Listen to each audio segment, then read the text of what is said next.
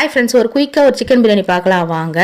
1/2 kilo chicken, 1/2 kilo rice தான் எடுத்திருக்கேன். நான் வந்து மிளகு சீரகம் வந்து கொஞ்சம் ஆட் பண்ண போகிறேன். ஸ்பைசஸ் கூட எண்ணெய் நல்லா காய்ச்சதுக்கப்புறம் நெய் சேர்த்துக்கு, அப்புறம் ஸ்பைசஸ் ஆட் பண்ணிக்கோங்க. பொடியான இருக்கிற வெங்காயம் ஒரு 3 பெரிய வெங்காயம் ஆட் பண்ணியிருக்கேன்.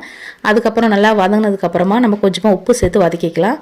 இந்த ஸ்டேஜில் வந்து வதங்கினதுக்கப்புறம் மிளகாத்தூள் இதில் ஆட் பண்ணிக்கோங்க. அப்போ நமக்கு பிரியாணிக்கு கொஞ்சம் கலர் கொடுக்கும். அதுக்கப்புறம் தக்காளி, இஞ்சி பூண்டு விழுது, கொத்தமல்லி, புதினா, பச்சை மிளகாய் இது எல்லாமே ஆட் பண்ணி நல்லா எண்ணெய் பிரிஞ்சு வந்ததுக்கப்புறம் நம்ம மேரினேட் பண்ணி வச்சுருக்க சிக்கன் சேர்த்துக்கலாம். அதில் வந்து பார்த்திங்கன்னா தயிர், இஞ்சி பூண்டு பேஸ்ட்டு, மிளகாய் தூள் தான் ஆட் பண்ணி மேரினேட் பண்ணி வச்சுன்னா அதையும் சேர்த்துக்கிறேன்.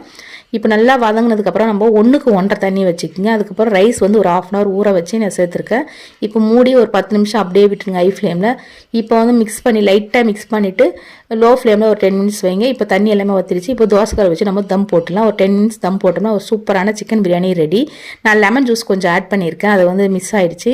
இப்போ பாருங்கள் எப்படி சூப்பராக வந்திருக்கு. இந்த வீடியோ பிடிச்சா மறக்காமல் சப்ஸ்கிரைப் பண்ணுங்கள். பை ஃப்ரெண்ட்ஸ், தேங்க்ஸ் ஃபார் வாட்சிங்.